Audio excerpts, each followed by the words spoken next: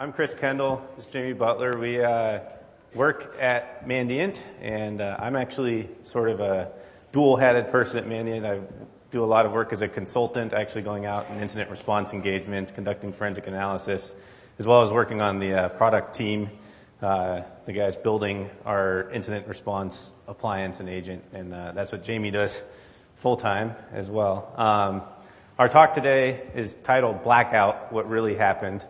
It's not about a particular blackout or the energy grid or anything else, just a clever name for talking about the topic of code injection techniques and how they're used by malware and some of the forensic techniques required to try to investigate incidents that involve code injection.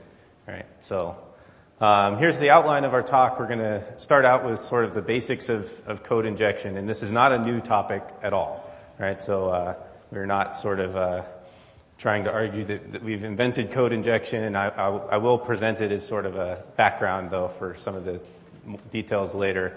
We'll talk about injection techniques in user land and in kernel mode, all on Windows. So we're focusing on Windows, although certainly the issues here are just as relevant to other operating systems. Finally, we'll show some examples from real malware of how this stuff works, how the code injection happens, how you can find it, what clues are left behind, and then we'll talk about detecting injection attacks by doing memory analysis of raw memory. Right.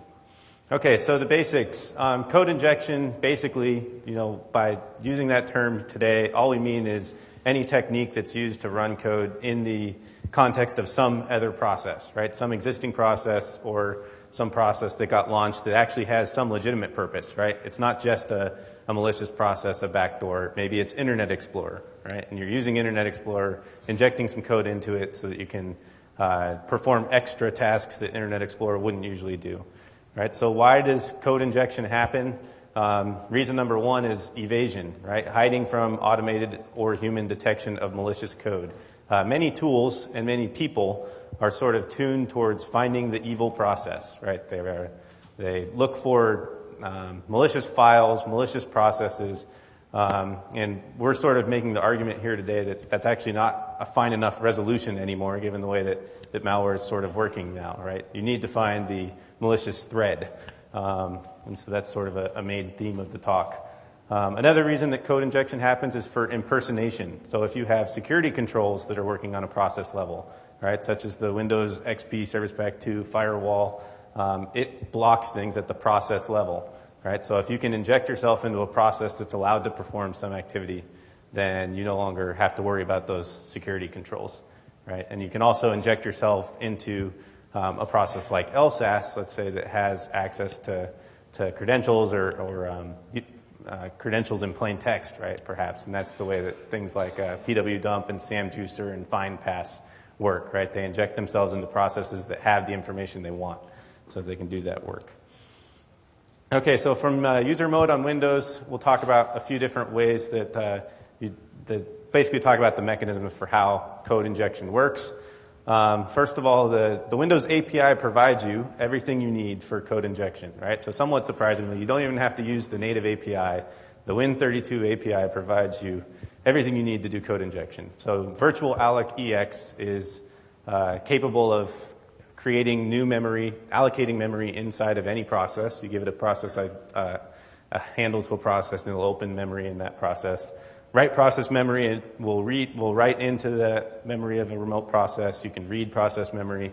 You can even create remote thread, right? So that's the basic idea of how this works is all you have to do is obtain a handle to a process, and then you can manipulate its memory as if it's your own, right? So we call open process.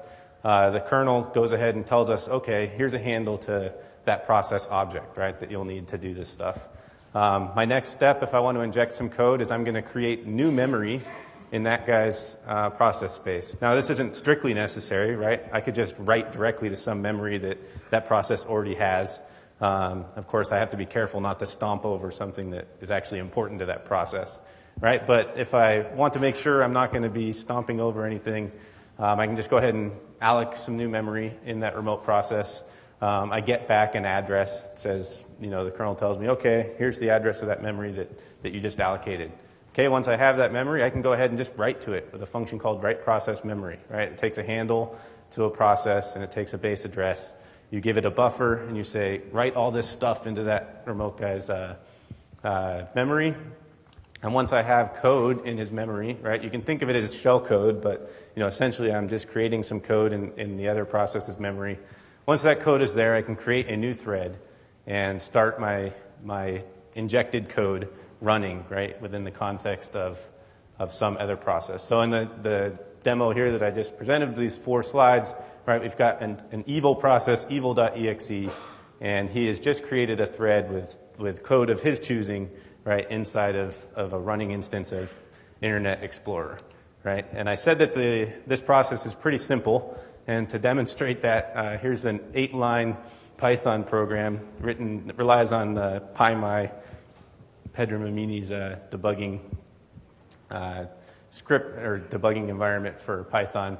But it's very simple, right? So these are the steps. This particular example here injects a payload of EBFE, right? So it's a 2-byte payload. That's the instruction jump -2 in x86. So this injection will basically create any process you want to start to jump into an infinite loop, right? And we can demo that, but I think I'll skip that in the interest of time. But basically it's very simple, right? So 4 lines, and we've got a program that injects code into some other process. So that's fine, and even using that simple little technique, right, I can inject an EBFE to put it in an infinite loop, and I use that sometimes for malware analysis, right? If I need something to pause so I can connect to it with a debugger, maybe I'll inject an EBFE into it so that I can come back to it at my leisure. Another thing that you can do is you can inject a breakpoint in there, just put a byte CC at the beginning of that thread, and then you'll get your little debugger pop up saying that, here we go, or you can debug now. But those aren't very useful payloads, right? So infinite loops only have so much utility, and I don't always want to break the program I'm mentoring into. So we need payloads, right? We want hostile payloads that we can run inside of some other piece of code. Well, the problem is the reason that I can't just take some executable and inject the whole thing, right, take some buffer of stuff and put it into some other guy's process is that the memory region that I'm going to get could be different each time I run this, right? When I allocate memory in some other guy's process, I'm going to get a base address, but my code needs to be position independent, right? So whatever code I inject into the other process either needs to be position independent or I have to fix it up at injection time so that the addresses of any jumps or calls or other anything that would be in that injected code that has a hard-coded address has to make sense in the context of the process I've injected into. Right, so I have to have position-independent code. There's ways to do that aren't too hard, but one really easy way to get position-independent code is to compile your payload as a DLL. Right, so dynamic linked libraries on Windows are designed to be run inside of the context of another process. Right, and when load library happens and starts a DLL on Windows, the addresses are automatically corrected, right, within any of the code in there. And so you sort of get the feature that you want automatically, right? So anything that we can write as a DLL, we can easily inject into another process. The way that works is basically using the exact same procedure I just sort of walked you through, where we virtual alloc, EX, and then write process memory, create remote thread. Except this time what we're going to do is we're going to create a remote thread that just calls load library. And I'm going to allocate the space for the name of the DLL that I'm going to load. But that's about it. That's the only memory that I need in the remote guy's process. I just need enough space to allocate the name of the function that I want to load. And I call load library, and all of this happens. So here's the similar code, right, written in PyMy that performs that. You can see here that I open up a process, I allocate, here I'm allocating 1,024 bytes, but it could actually be much smaller. The only thing that I'm writing into the process's memory is the name of my DLL, right? And so the name of my DLL actually came from one of my command line arguments, but I write the name of the DLL into that other process, and then I call load library.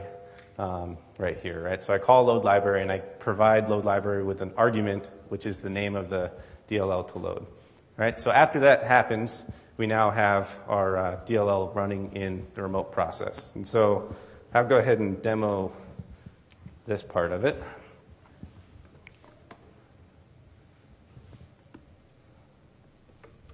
So let's say I have an Internet Explorer process, right? And I need the PID of Internet Explorer. Oh, hey, that's interesting. Let me see. Did I misspell it? Task list. Sorry, there you go. Nerves. Okay, 2992. So I can just do Python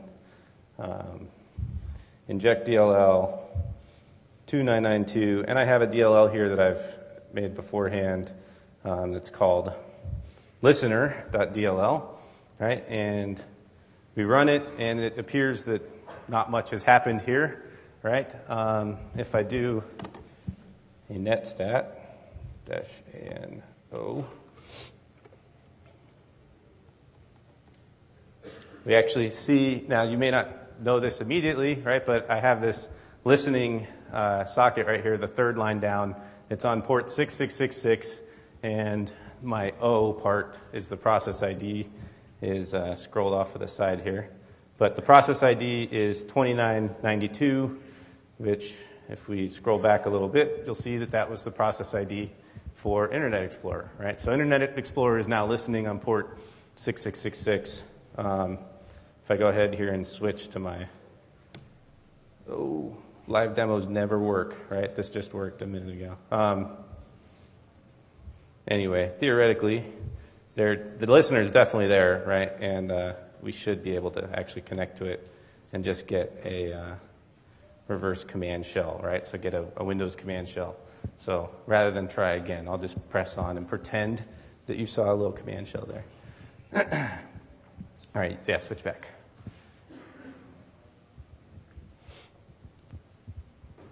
Okay, so that definitely that shows you one way that we can do this, right? That's sort of the basics, right? And if you can build a DLL that'll do just about anything you want, then you can use code injection to run that DLL in the context of another process, right? So other ways that we can perform this same task, there's actually lots of variants here.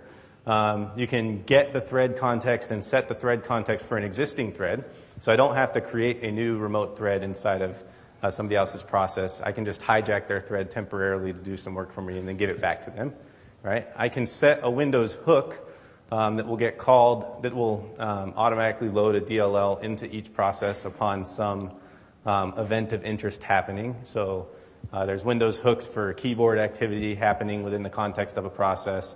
There's hooks for mouse activity. A lot of people use this Windows hook for computer-based training. WHCBT is a fairly common thing to install a global hook for because nothing else really uses it, right? It's a very uncommonly used feature, so you're not probably going to step over somebody else. So you can install a hook on Windows CBT events that will load your DLL whenever that event is fired within a specific process. Little comment here on permissions and security. You may think it's kind of unusual that a user would be allowed to sort of manipulate the memory of other processes, right? This kind of violates the idea that processes are separated from one another so they can't damage each other. As a normal user, any process can inject into any other process that user owns.